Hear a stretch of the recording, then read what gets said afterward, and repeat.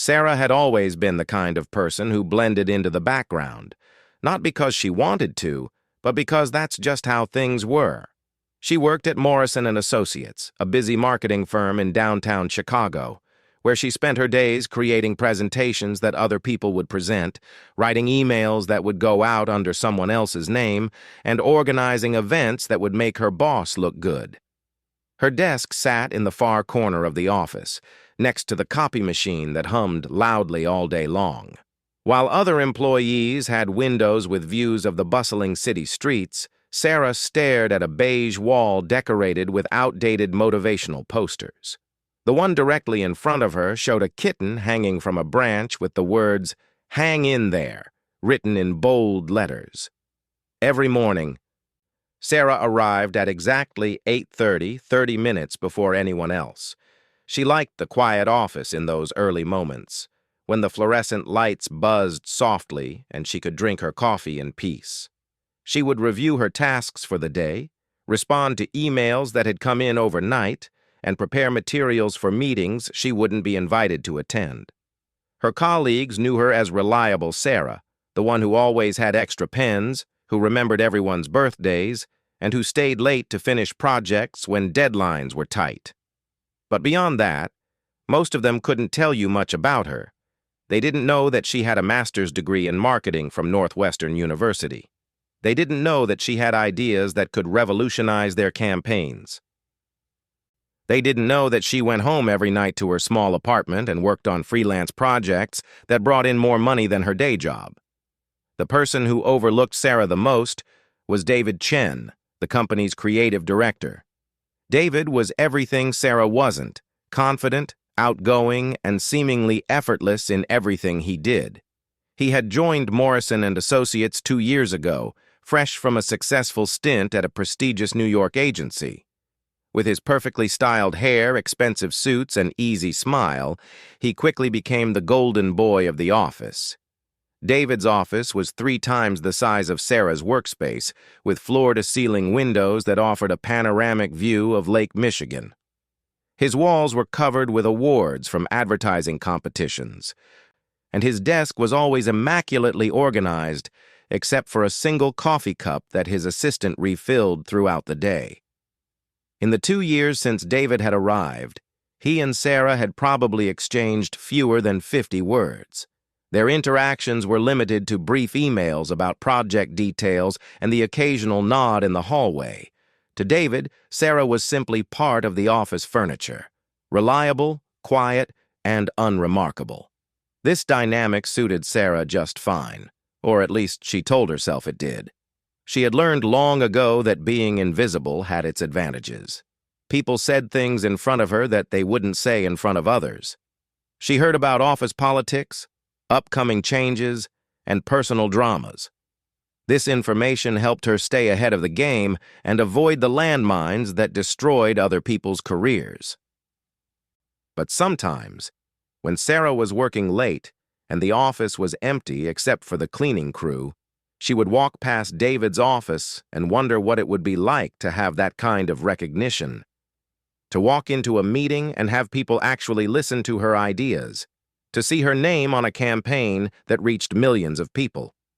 The closest Sarah had come to David's attention was 6 months ago during the Henderson Industries pitch. Sarah had been assigned to research the client's target demographic and compile supporting data for the presentation. She had spent 2 weeks diving deep into consumer behavior patterns, analyzing social media trends, and creating detailed buyer personas. Her research revealed something interesting. The client's current marketing approach was completely missing their most valuable demographic. Henderson Industries was focusing on young professionals, but Sarah's analysis showed that their product had unexpected appeal among busy parents in suburban areas. This insight could have changed the entire campaign strategy. Sarah had written a detailed memo outlining her findings and sent it to David's assistant with a note requesting a brief meeting to discuss her research. She never heard back. 3 days later, she watched David deliver the presentation to Henderson Industries, using her research as supporting material, but without any mention of the suburban parent demographic she had identified. The campaign was successful, but Sarah couldn't help wondering how much more successful it could have been. The Henderson experience taught Sarah something important about the way things worked at Morrison & Associates. Good ideas weren't enough if you didn't have the right person presenting them.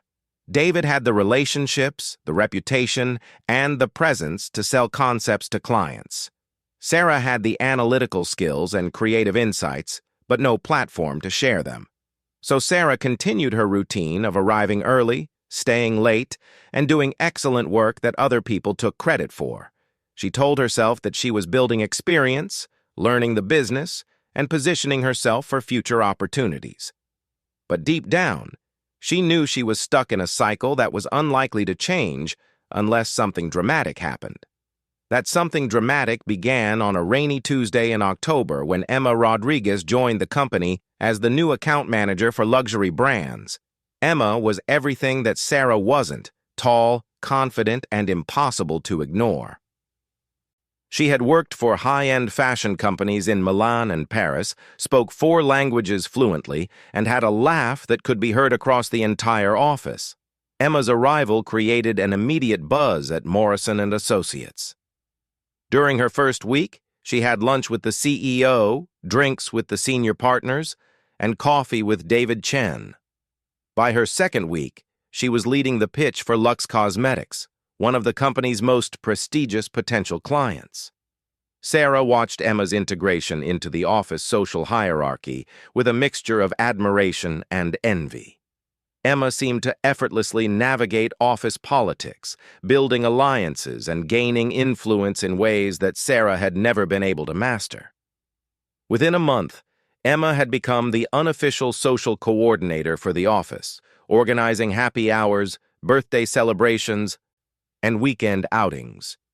The effect Emma had on David was particularly noticeable. Suddenly, David was staying later at the office, volunteering to help with Emma's projects, and finding excuses to stop by her desk throughout the day. Sarah could see the change from her corner workspace. David's usual confident demeanor became slightly nervous and eager when Emma was around. Emma's desk was positioned in the prime real estate section of the office, directly across from David's office with a clear view of the windows. From her corner, Sarah could see both of them throughout the day. She noticed how David would time his trips to the coffee machine to coincide with Emma's breaks. She observed how he would linger near Emma's desk during team meetings, offering suggestions and asking questions that prolonged their interactions. For the first time since David had joined the company, Sarah found herself paying attention to his behavior. Not because she was interested in him romantically, but because the dynamic between David and Emma highlighted everything that was missing from her own professional relationships.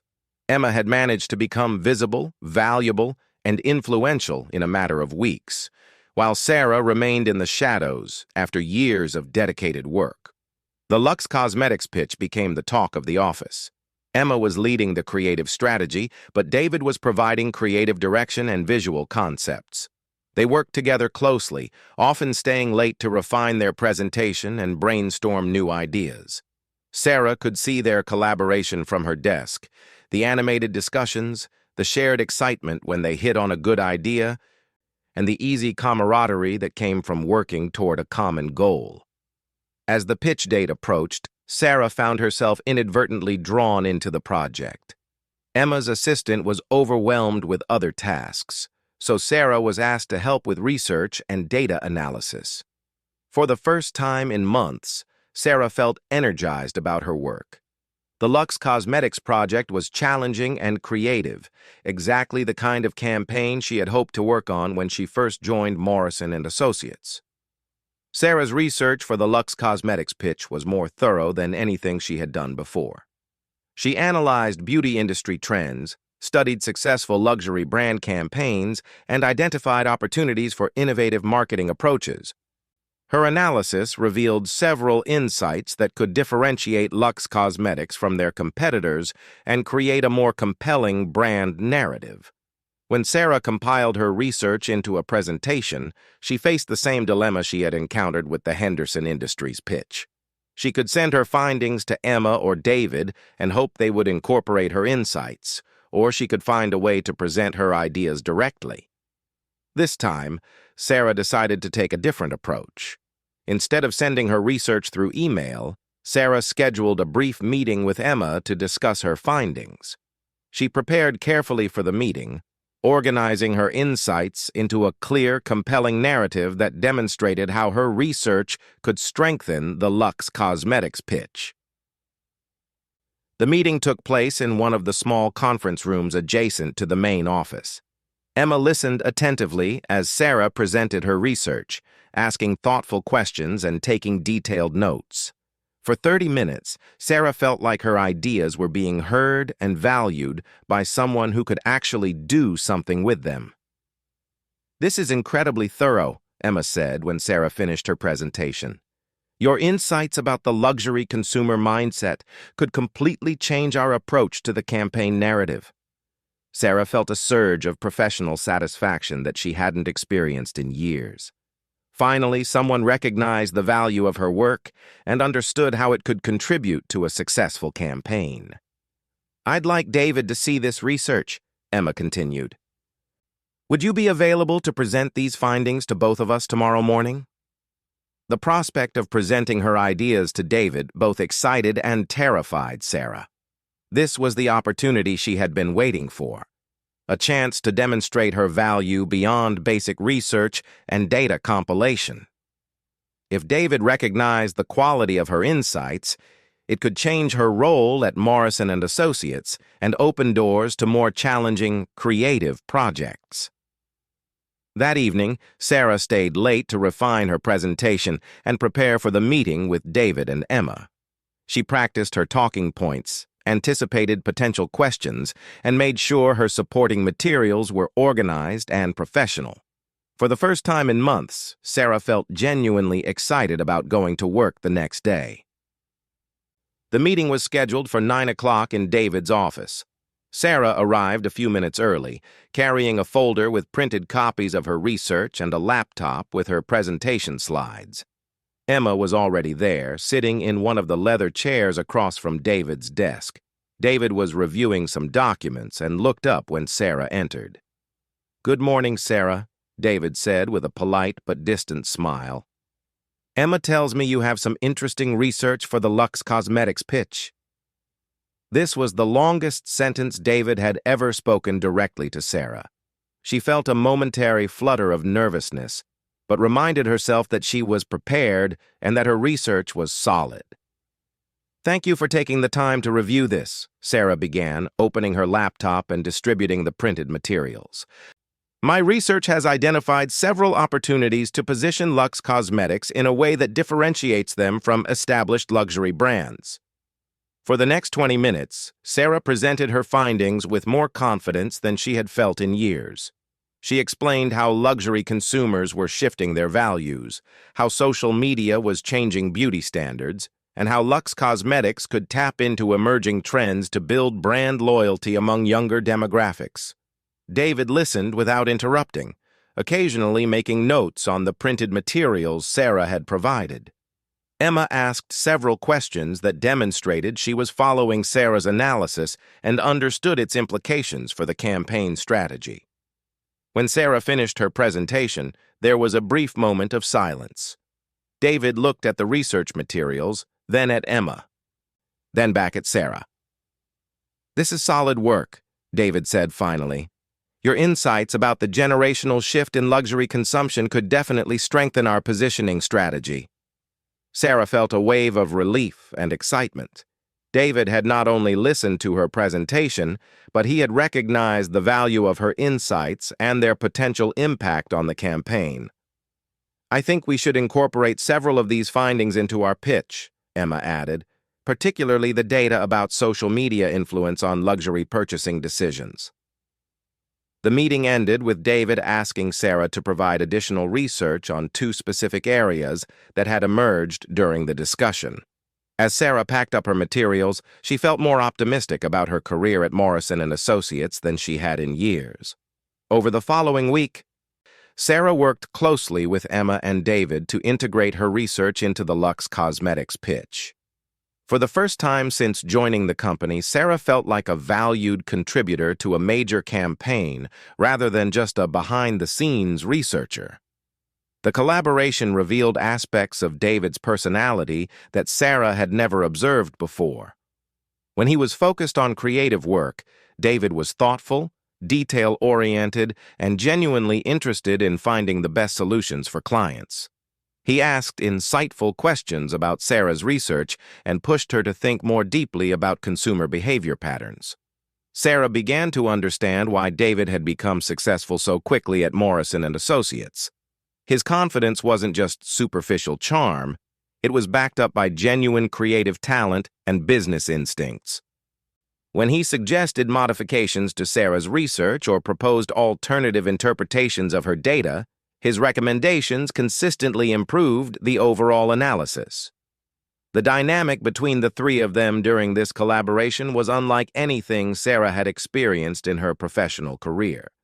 Instead of working in isolation and hoping someone would notice her contributions, she was part of a team where her insights were discussed, refined, and implemented in real time. But even as Sarah enjoyed this new level of professional engagement, she couldn't help but notice the growing connection between David and Emma.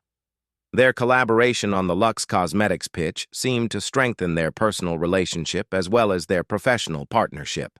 Sarah observed their interactions during team meetings, coffee breaks, and the late evening work sessions that became routine as the pitch deadline approached. David's attention to Emma was obvious. He remembered details about her weekend plans, brought her favorite coffee from the shop downstairs, and found reasons to extend their conversations about work topics into personal discussions. Emma seemed to enjoy David's attention, but Sarah couldn't tell if her interest was romantic or simply professional.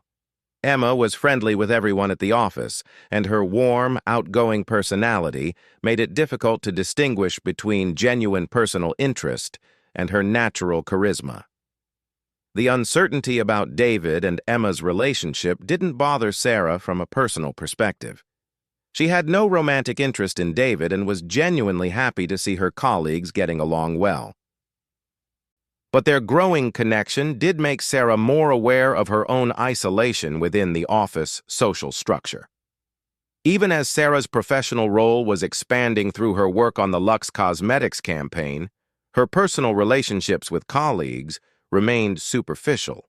She was still the reliable, quiet person who worked in the corner, still the one people turned to for practical help, but not for social interaction. The Luxe Cosmetics pitch was scheduled for a Friday morning in November. The week leading up to the presentation was intense, with daily meetings to review strategy, refine talking points, and prepare for potential client questions. Sarah's research had become integral to the campaign narrative, and she felt a sense of ownership and pride that was entirely new to her professional experience. 2 days before the pitch, David asked Sarah to join the presentation team. "Your insights are central to our strategy," he explained during a team meeting. "It would be valuable for you to be there to answer any detailed questions about the research."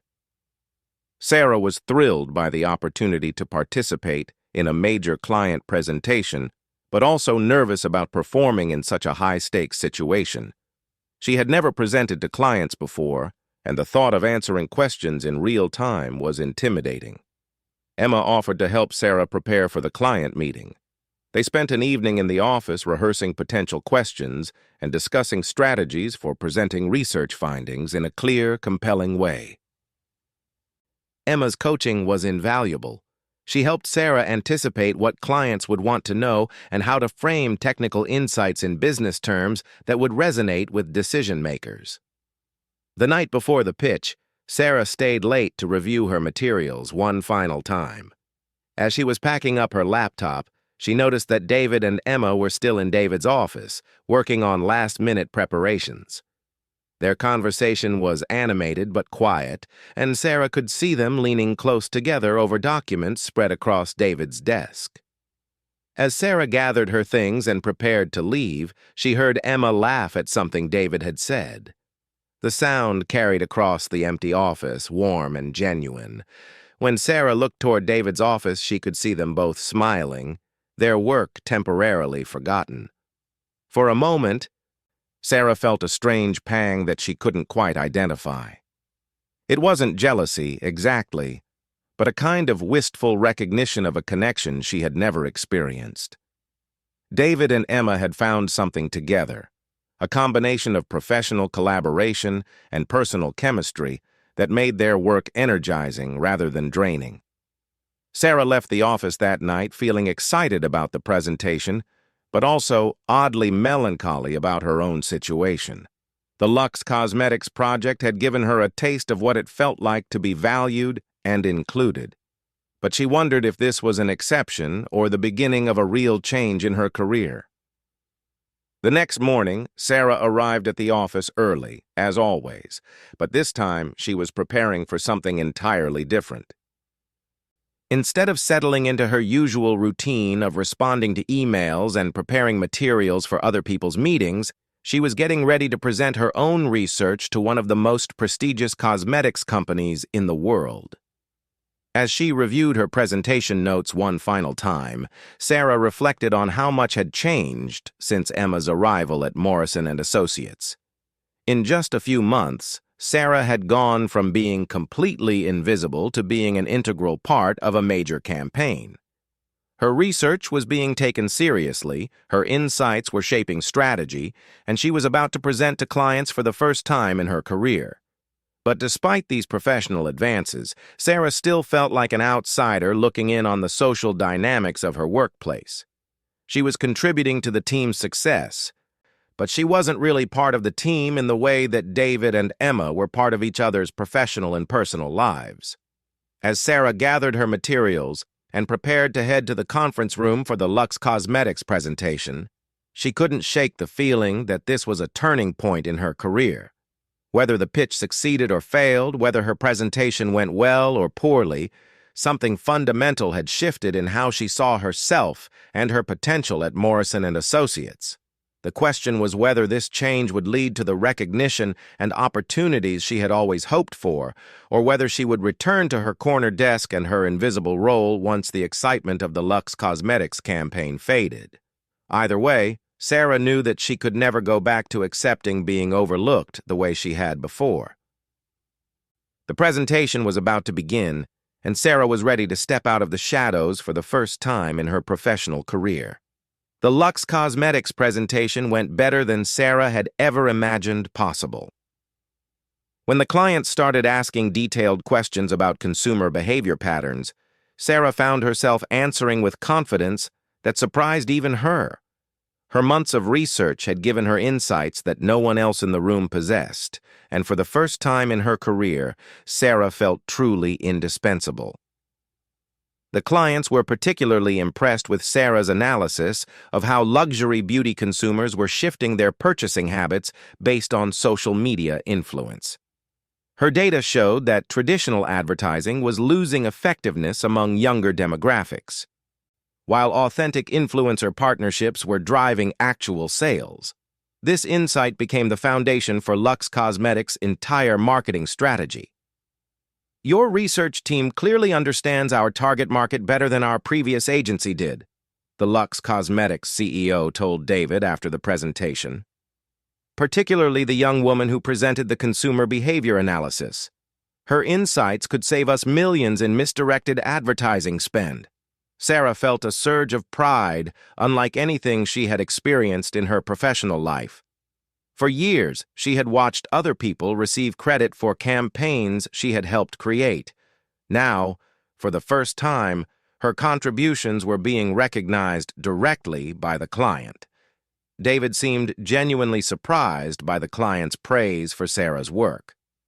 During the presentation, Sarah had noticed him watching her with an expression she couldn't quite read.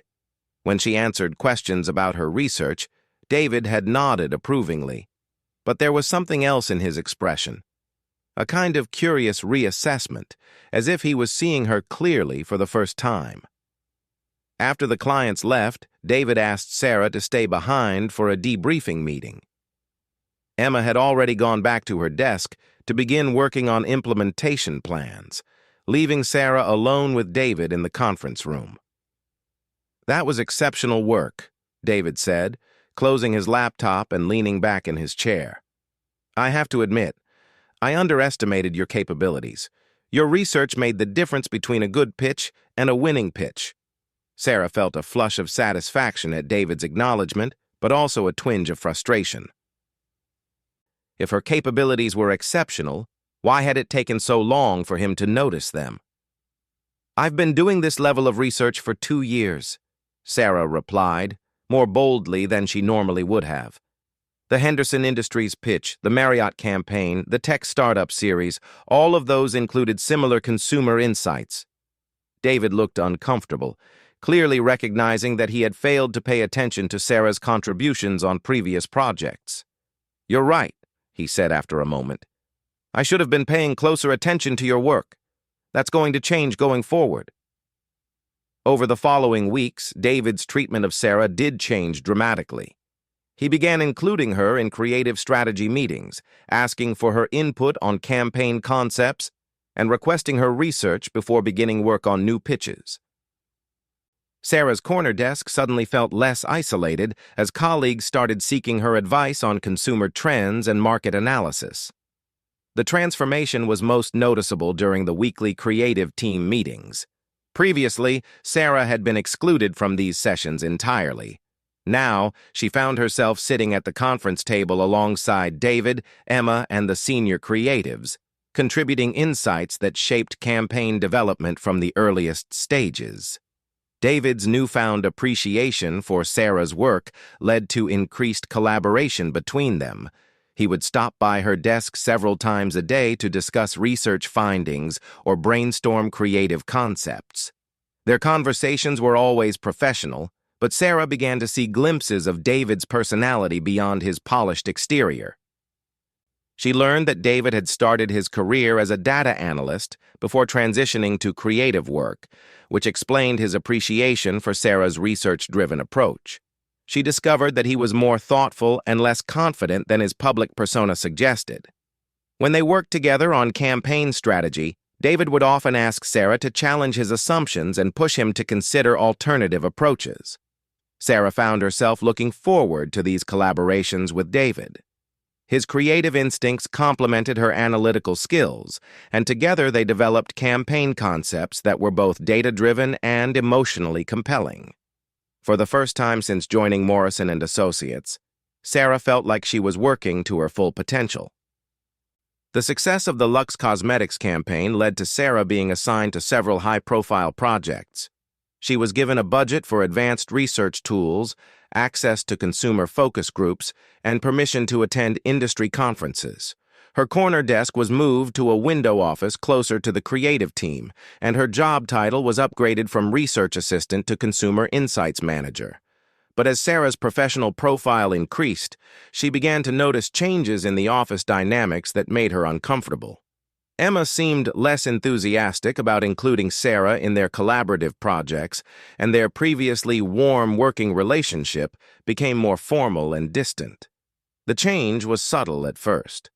Emma would still ask Sarah to contribute research to campaigns, but she no longer invited Sarah to join the creative brainstorming sessions where strategy was developed. Emma's friendly conversation became limited to necessary work discussions, and she stopped including Sarah in the informal social interactions that had become routine during the Luxe Cosmetics project. Sarah initially attributed Emma's cooler attitude to work stress or personal issues that had nothing to do with her. But as weeks passed, the pattern became more obvious and more troubling. Emma was actively excluding Sarah from activities and conversations that would have been natural to include her in. The situation became particularly awkward during a campaign for Meridian Hotels, a luxury travel company that had specifically requested Sarah's consumer insights based on her reputation from the Luxe Cosmetics success. Emma was the lead account manager, but David insisted that Sarah be involved in strategy development from the beginning. During the initial planning meeting for the Meridian Hotels campaign, The tension between Emma and Sarah was obvious to everyone in the room. Emma would direct questions and comments exclusively to David, even when they related to research areas where Sarah had clear expertise. When Sarah offered insights about luxury travel consumer behavior, Emma would acknowledge them with minimal enthusiasm before quickly shifting the conversation back to topics that didn't require Sarah's input. David seemed oblivious to the tension between Emma and Sarah, or perhaps he was choosing to ignore it. He continued to collaborate closely with both of them, but separately rather than as a team. He would meet with Sarah to discuss research strategy, then meet with Emma to review account management issues, but he rarely included both of them in the same planning sessions. This arrangement suited Sarah professionally, as it gave her direct access to David's strategic thinking without having to navigate Emma's increasingly hostile attitude.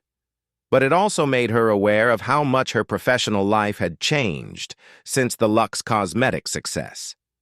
6 months ago, Sarah had been invisible to David and friendly with Emma. Now David sought her input regularly and seemed to value her contributions, while Emma treated her as competition rather than a colleague. The shift in dynamics was exactly what Sarah had hoped for professionally, but it came with social complications she hadn't anticipated.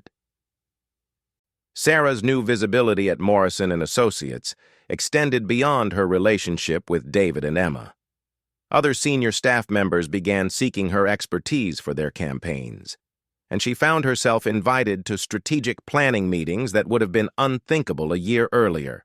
Her insights were being implemented across multiple campaigns, and her research methods were being adopted by other team members. The recognition was gratifying, but it also highlighted how much potential had been wasted during her years of invisibility.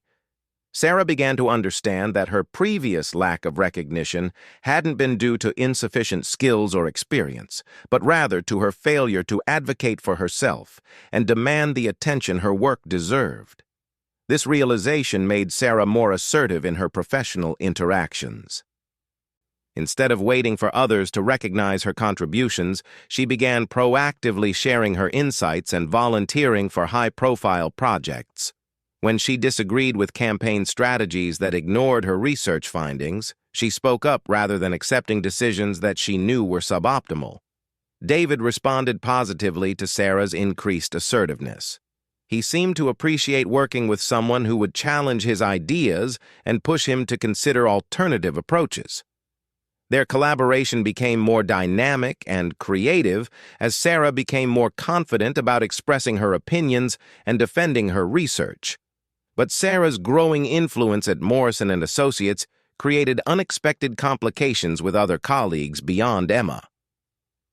Some team members who had previously ignored Sarah now seemed resentful of her sudden prominence. Comments were made about her rapid advancement, and some colleagues questioned whether her recent success was proportionate to her experience level. The whispered criticisms bothered Sarah more than she wanted to admit. She knew that her skills and insights had always been strong, but she also recognized that her advancement had been accelerated by David's newfound appreciation for her work. Without David's support and advocacy, Sarah might still be working in her corner desk, contributing to campaigns without receiving recognition. This dependence on David's approval made Sarah acutely aware of how much her professional status had become tied to one person's opinion of her work. If David's priorities changed, or if their working relationship deteriorated, Sarah could easily find herself back in the invisible role she had worked so hard to escape. The vulnerability of Sarah's position became clear during a company reorganization that occurred 8 months after the Luxe Cosmetics campaign. Morrison & Associates had grown significantly, and management decided to restructure the creative department to accommodate new clients and expanded services. As part of the reorganization, David was promoted to Executive Creative Director, giving him oversight responsibility for multiple campaign teams. Emma was assigned to lead the Luxury Brands division, while Sarah was offered a choice between joining Emma's team as Senior Consumer Insights Manager or moving to David's executive team as Director of Strategic Research. The choice seemed obvious from a career advancement perspective. David's executive role offered greater visibility and more diverse project opportunities. But joining David's team would also mean working even more closely with him on a daily basis, while potentially creating additional friction with Emma and other colleagues who might perceive Sarah as receiving preferential treatment. Sarah spent several days considering the decision, weighing the professional advantages against the potential complications. She valued her collaboration with David and believed that his executive team would offer the most challenging and rewarding work opportunities, but she also recognized that accepting the promotion might damage relationships with colleagues who already questioned her rapid advancement. During this decision-making period, Sarah had several conversations with David about the role and its responsibilities. These discussions revealed aspects of David's thinking about work and career development that surprised Sarah. Despite his confident public persona, David was thoughtful about team dynamics and concerned about creating an environment where talented people could contribute effectively. "I want you on the executive team because your insights make every campaign better," David told Sarah during one of their planning meetings. "But I also want to make sure this move positions you for long-term success, not just immediate advancement." David's consideration for Sarah's career development went beyond what she had expected from any supervisor. He talked about her potential for leadership roles, suggested professional development opportunities that could strengthen her qualifications, and offered to introduce her to industry contacts who could expand her career options. These conversations made Sarah realize that David saw her as more than just a valuable researcher. He was beginning to view her as a strategic partner whose career success was connected to his own professional goals. This recognition was flattering, but it also intensified the pressure Sarah felt about justifying his investment in her advancement. Sarah ultimately accepted the promotion to David's executive team, a decision that proved to be both professionally rewarding and personally complicated. The new role gave her access to the most interesting campaigns at Morrison & Associates and established her as one of the youngest senior managers in the company's history. But the promotion also confirmed the suspicions of colleagues who believed Sarah's advancement was based more on personal favoritism than professional merit. Emma's attitude toward Sarah became openly cold, and other team members began treating Sarah with a combination of resentment and cautious deference that made normal workplace interactions uncomfortable. The change in office dynamics was most apparent during the monthly all-staff meetings where campaign updates were presented. Previously, Sarah had sat quietly in the back of the conference room, listening to other people discuss projects she had contributed to anonymously. Now, she found herself at the front of the room, presenting research findings to the entire company alongside David and other senior executives. The experience of being visible and valued was everything Sarah had hoped for, but it came with a level of scrutiny and pressure that was entirely new to her. Every presentation was evaluated, not just for its content, but as evidence of whether Sarah deserved her rapid advancement. Colleagues who had never paid attention to her work now analyzed her contributions, looking for signs of weakness or inadequacy. Sarah responded to this pressure by working harder than ever before. She arrived at the office earlier, stayed later, and took on additional projects to prove that her promotion was justified. Her research became more thorough, her presentations more polished, and her strategic insights more sophisticated.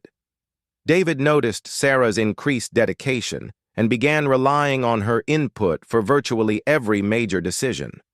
Their collaboration evolved from periodic consultations to daily strategic planning sessions.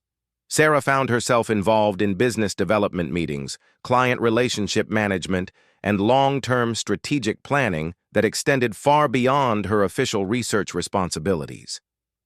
The closeness of their working relationship created a professional partnership that was unlike anything Sarah had experienced before.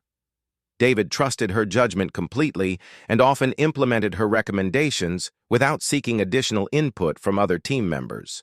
Sarah felt valued and influential in ways that extended beyond her specific expertise in consumer research. But the intensity of their collaboration also created complications that Sarah hadn't anticipated.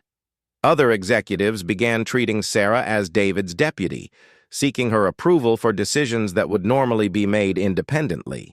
Clients started requesting Sarah's involvement in campaigns where her research wasn't directly relevant, simply because they knew David valued her input. Most significantly, Sarah noticed that David had begun seeking her perspective on personnel decisions, office management issues, and strategic planning topics that had nothing to do with consumer insights. He seemed to value her judgment and analytical thinking across a broad range of business challenges, not just in her areas of technical expertise. This expansion of Sarah's influence felt like validation of her intelligence and business instincts. But it also created ethical dilemmas about the appropriate boundaries of their working relationship. Sarah was technically David's subordinate, but their collaboration had evolved into something that felt more like an equal partnership. The ambiguity of their professional relationship became particularly apparent when David asked Sarah to accompany him to the annual industry conference in Las Vegas. The conference was an important networking opportunity for Morrison & Associates, and David wanted Sarah to present their consumer insights research to potential clients and industry colleagues. The three-day conference represented Sarah's debut as a recognized expert in consumer behavior analysis. For the first time in her career, she would be representing Morrison & Associates as a senior executive rather than as supporting staff. The opportunity was both exciting and intimidating, as Sarah knew that her performance would be evaluated by competitors and potential clients who would form lasting impressions of her capabilities. David spent considerable time preparing Sarah for the conference, coaching her on presentation techniques, introducing her to industry contacts through video calls, and helping her develop talking points that would position her as a thought leader in consumer insights. His investment in her success went beyond what Sarah would have expected from a supervisor, suggesting that he saw her conference performance as a reflection of his own judgment and leadership. The night before they left for Las Vegas, Sarah and David stayed late at the office, finalizing their presentation materials and reviewing the conference schedule. Their conversation ranged from technical details about research methodologies to broader discussions about industry trends and career development strategies. As they worked together in David's office, surrounded by presentation materials and empty coffee cups, Sarah realized that something fundamental had shifted in their relationship over the past year. David no longer treated her as a junior employee who happened to have valuable research skills. Instead, he seemed to view her as an essential partner whose success was critical to his own professional objectives. This realization was both thrilling and concerning for Sarah. She valued David's mentorship and enjoyed their collaborative working relationship, but she also recognized that her career advancement had become dependent on maintaining his approval and support. If their working relationship deteriorated, or if David's priorities changed, Sarah's position at Morrison & Associates could become vulnerable despite her proven capabilities. As Sarah packed her presentation materials and prepared to leave the office, she reflected on how dramatically her professional life had changed since Emma's arrival had catalyzed her emergence from invisibility. She had achieved the recognition and influence she had always wanted, but she had also discovered that visibility came with complications and pressures that were challenging to navigate. The conference in Las Vegas would be a test of whether Sarah could establish her reputation independently of David's endorsement, or whether her success was fundamentally tied to their partnership. Either way, Sarah knew that she could never return to the invisible role she had occupied for so long at Morrison & Associates. Tomorrow, She would step onto a national stage as a recognized expert in her field, representing not just her own capabilities, but also the judgment of the person who had chosen to invest in her potential. The stakes had never been higher, and Sarah had never felt more ready to prove that she belonged in the spotlight she had worked so hard to reach. The Las Vegas conference exceeded every expectation Sarah had harbored about her professional debut. Her presentation on emerging consumer behavior patterns drew standing ovations and sparked conversations that continued long after her session ended. Marketing executives from major corporations approached her with consulting opportunities, and several industry publications requested interviews about her research methodologies. But the most significant moment came during the final day of the conference when Marcus Rivera, the CEO of Pinnacle Strategic Marketing, offered Sarah a position as their Vice President of Consumer Intelligence. Pinnacle was one of the most prestigious firms in the industry, and the role would represent a dramatic advancement in both responsibility and compensation. Your insights about luxury consumer psychology are exactly what our clients need, Marcus told Sarah over dinner at the conference's closing reception. We've been looking for someone with your analytical depth and presentation skills for months. I'd like to set up a formal interview next week. Sarah felt a surge of excitement mixed with uncertainty. The Pinnacle opportunity represented everything she had dreamed about professionally: recognition, influence, and the chance to shape marketing strategies for global brands. But accepting the role would mean leaving Morrison & Associates just as her partnership with David was reaching its full potential. David was standing nearby when Marcus made his offer, and Sarah could see him trying to appear casual while clearly listening to their conversation. When Marcus excused himself to speak with other conference attendees, David approached Sarah with an expression that mixed pride and concern. "That's an incredible opportunity," David said, his voice carefully neutral. "Marcus has a reputation for identifying talent early. If he's interested in hiring you, it means your work is getting serious industry recognition." Sarah appreciated David's supportive response, but she could sense underlying tension in his congratulations. Over the past year, their partnership had become central to both of their professional success.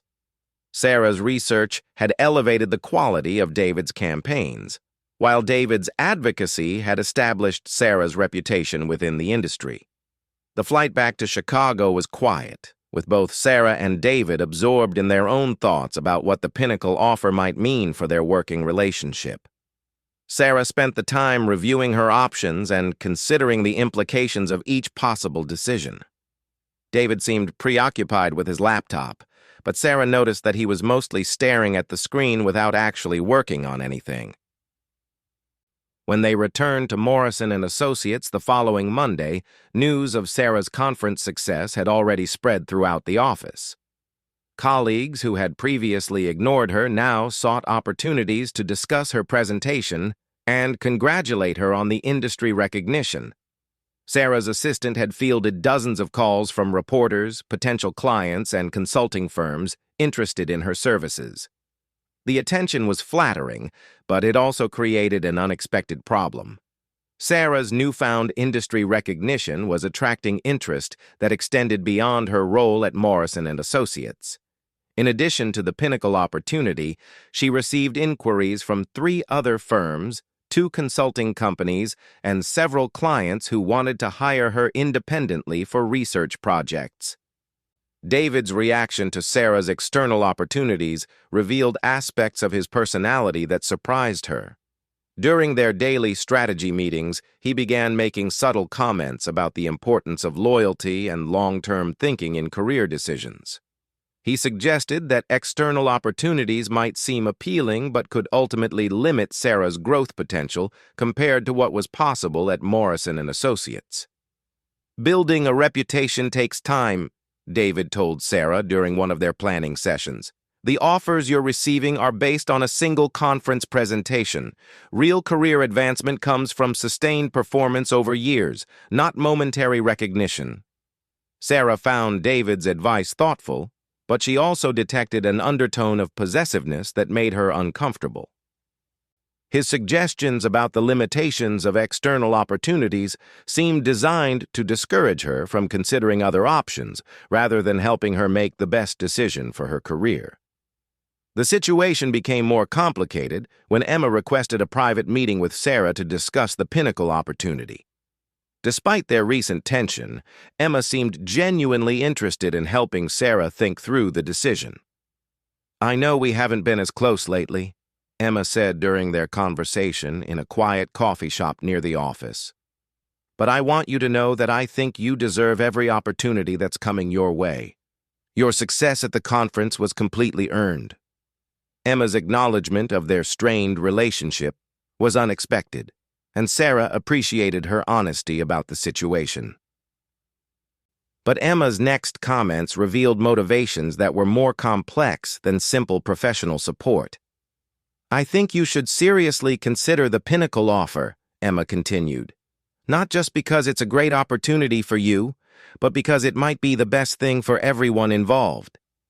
The dynamic between you and David has become intense.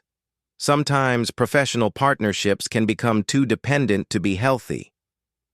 Emma's observation about Sarah's relationship with David was perceptive and concerning. Sarah had noticed that their collaboration had evolved beyond normal supervisor-subordinate boundaries, but she hadn't considered whether the intensity of their partnership might be problematic from an organizational perspective. "David has become very invested in your success," Emma explained. "That's wonderful for you professionally, but it's also created expectations and dependencies that might not be sustainable long-term. If you stay at Morrison & Associates, you'll always be seen as David's protégé rather than an independent professional." Emma's comments forced Sarah to examine her relationship with David from a perspective she had avoided considering. Had their partnership become so close that it was limiting her ability to establish an independent professional identity? Was her success at Morrison & Associates fundamentally dependent on maintaining David's approval and support? These questions became more pressing when Sarah learned that David had been actively discouraging other executives from recruiting her for projects that didn't involve his direct oversight. According to her assistant, David had declined several requests from other departments to borrow Sarah's expertise, insisting that her responsibilities to his executive team took priority over other assignments. Sarah confronted David about this issue during one of their strategy meetings, asking why she hadn't been informed about the requests for her services from other departments. David's response revealed the extent to which he had begun to view Sarah's career as connected to his own professional objectives. "I'm protecting your time and reputation," David explained. "Some of those projects would have been distractions from the high-profile work we're doing together. Your success depends on focusing on campaigns that showcase your capabilities, not getting pulled in multiple directions by every department that wants research support." Sarah appreciated David's concern for her career development, but his explanation also confirmed Emma's observations about the possessive nature of their working relationship. David was making decisions about Sarah's professional opportunities without consulting her, based on his assessment of what would be best for her career. This realization prompted Sarah to request a formal meeting with David to discuss the boundaries and expectations of their working relationship. She wanted to clarify whether she had the autonomy to pursue external opportunities and collaborate with other executives, or whether David expected exclusive access to her expertise. The meeting took place in David's office on a Friday afternoon when most other staff members had already left for the weekend. Sarah had prepared carefully for the conversation, organizing her thoughts about career development, professional autonomy, and the future of their collaboration. "I want to be direct about something that's been concerning me," Sarah began. "Our working relationship has been incredibly valuable for my career development, but I'm starting to feel like I need more autonomy to explore opportunities and build relationships beyond our partnership." David's immediate reaction was defensive. I thought we had a good thing going. Our collaboration has been successful for both of us. Why would you want to change that?" Sarah could hear the tension in David's voice. And she realized that this conversation was going to be more difficult than she had anticipated. David seemed to view her desire for greater autonomy as a rejection of their partnership rather than a natural evolution of her professional development. "I'm not rejecting our collaboration," Sarah clarified. "I'm saying that I need the freedom to pursue other opportunities and work with other people without feeling like I'm betraying your investment in my career." The conversation continued for over an hour, with both Sarah and David trying to articulate their perspectives on professional boundaries, career development, and the future of their working relationship. David admitted that he had become protective of Sarah's time and attention because their collaboration had been so productive, but he struggled to accept that Sarah might want to reduce their exclusive partnership. "You're talking about diluting your focus just when your career is taking off," David argued. "The pinnacle opportunity is flattering, but it's also a risk. You have a proven track record here, a team that understands your capabilities, and projects that are perfectly suited to your skills." Sarah recognized the validity of David's practical concerns, but she also understood that his resistance to her external opportunities was motivated by more than strategic career planning. David had become personally invested in their collaboration, and the prospect of losing their exclusive partnership seemed to threaten his own sense of professional accomplishment. The conversation ended without clear resolution, but it clarified several important issues for Sarah. She realized that David's support for her career had come with implicit expectations about loyalty and exclusivity that she had never explicitly agreed to. She also understood that pursuing external opportunities would likely damage their working relationship, regardless of how diplomatically she handled the transition. Over the following week, Sarah spent considerable time evaluating her options and considering the long-term implications of each possible decision. The pinnacle opportunity represented immediate advancement and industry recognition, but it also meant starting over in a new organization where she would need to rebuild relationships and establish credibility. Staying at Morrison & Associates would allow her to continue building on the success she had already achieved, but it would also mean accepting limitations on her autonomy and external opportunities. Most importantly, it would require navigating the increasingly complex dynamics of her relationship with David. Sarah's decision-making process was complicated by David's changing behavior following their conversation about professional boundaries. He became more possessive of their collaboration time, more critical of external opportunities that interested Sarah, and more explicit about his expectations regarding her commitment to Morrison & Associates. During campaign planning meetings, David began making comments about the importance of team loyalty and the risks of being distracted by external offers. He suggested that Sarah's industry recognition was a direct result of their collaboration and implied that pursuing independent opportunities would be ungrateful and professionally short-sighted. The pressure became particularly intense when Marcus Rivera called to formalize the pinnacle job offer. David was present during the call, and Sarah could see him listening intently to her side of the conversation. When Sarah told Marcus she needed additional time to consider the opportunity, David immediately launched into a detailed explanation of why external moves were rarely beneficial for rising executives. "You're building something special here," David told Sarah after she finished the call. "The kind of partnership we have is rare in this industry. Most people spend their entire careers looking for the kind of professional relationship that you already have." David's comments highlighted the central tension in Sarah's decision. Their collaboration had indeed been professionally valuable, and David had played a crucial role in her emergence from invisibility to industry recognition. But his increasing possessiveness suggested that their partnership was becoming more about his needs than her career development. The situation reached a crisis point when Sarah discovered that David had been actively working to undermine the pinnacle opportunity.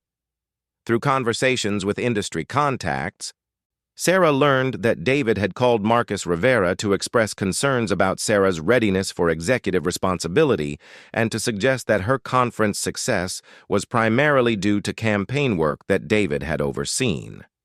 Sarah was devastated by David's betrayal of her trust and professional reputation. The phone call to Marcus represented a clear attempt to sabotage her external opportunities in order to maintain their exclusive partnership. Even if David believed he was protecting Sarah from a premature career move, his methods were manipulative and destructive. The confrontation that followed was the most difficult professional conversation Sarah had ever experienced. She demanded an explanation for David's interference with the Pinnacle opportunity, and David's response revealed the extent to which his support for Sarah's career had become confused with his own professional and personal needs. "I was protecting you from making a mistake," David insisted. "Marcus doesn't understand your work the way I do. He sees a successful presentation and assumes you're ready for executive responsibility, but I know how much support and guidance you still need to reach your full potential." Sarah realized that David's perception of their relationship had become fundamentally distorted. He seemed to view her success as dependent on his continued mentorship, despite clear evidence that her capabilities extended far beyond his supervision.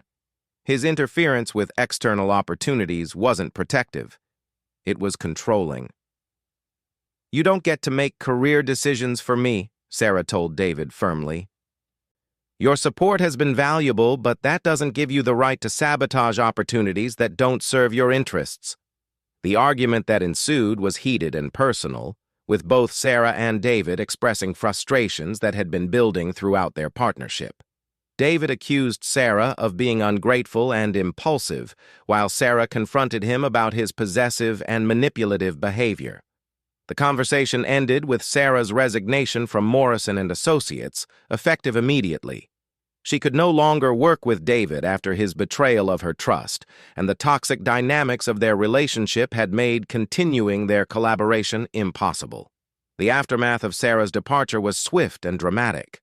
Marcus Rivera, despite David's interference, renewed his job offer and expressed admiration for Sarah's integrity in handling the situation. Other industry contacts who had heard about the conflict reached out to express support and offer alternative opportunities. Within 2 weeks, Sarah had accepted the Pinnacle position and begun building a new professional network independent of her Morrison and Associates experience. The transition was challenging, as she had to establish credibility in a new organization without the benefit of David's advocacy and support.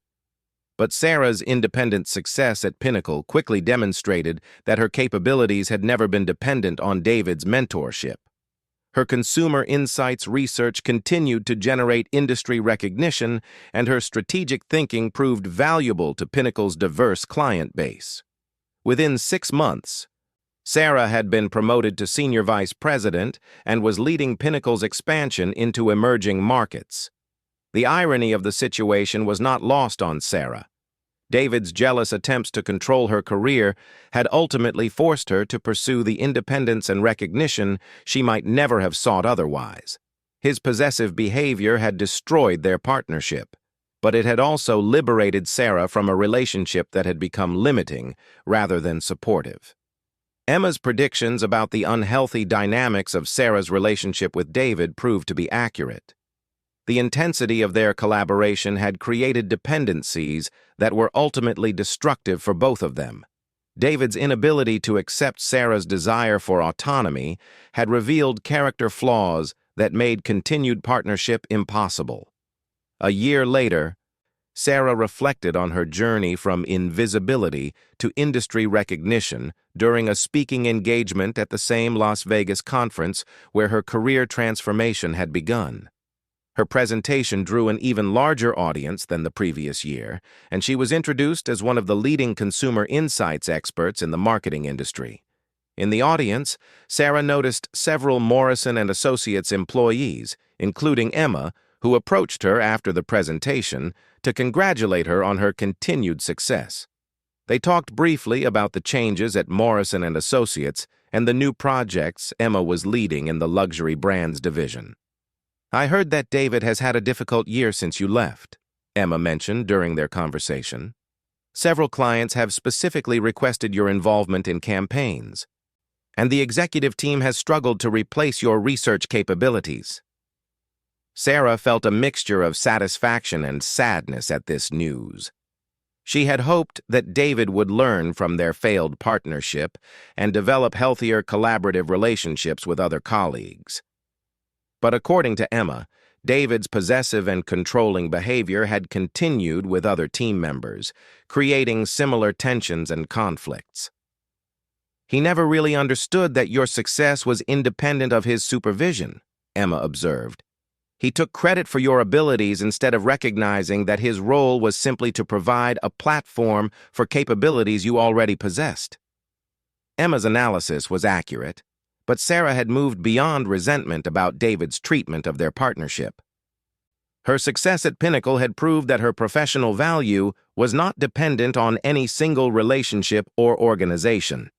She had learned to advocate for herself, establish appropriate boundaries, and build collaborative partnerships that enhanced rather than limited her career development. The conference presentation concluded with Sarah announcing her next career move, launching her own consumer insights consultancy that would serve clients across multiple industries. The decision represented the ultimate expression of the independence and autonomy that David had tried to prevent her from achieving.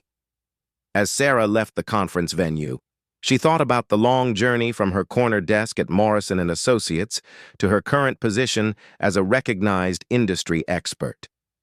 The transformation had required her to overcome not only her own reluctance to seek recognition, but also the possessive jealousy of someone who had initially supported her advancement. David's attempts to control her career had taught Sarah important lessons about professional relationships, personal autonomy, and the difference between mentorship and manipulation. His jealous behavior had ultimately forced her to develop the independence and confidence that made her current success possible. The experience had also taught Sarah to recognize the warning signs of unhealthy professional dynamics and to establish clear boundaries in collaborative relationships. Her new consultancy would be built on principles of mutual respect, shared success, and professional autonomy that honored the capabilities of all team members. Sarah's story had come full circle, from being overlooked and invisible to being the center of someone's professional world, to ultimately learning that the healthiest path was to be the center of her own professional universe. The jealousy that had once threatened to limit her career had become the catalyst for achieving the independence and recognition she had always deserved. In the end, Sarah realized that being truly valued meant being respected for her autonomy and supported in her growth, not being possessed or controlled by someone who confused ownership with appreciation. Her journey from invisibility to independence had been difficult and sometimes painful, but it had led her to exactly where she belonged, in full control of her own professional destiny.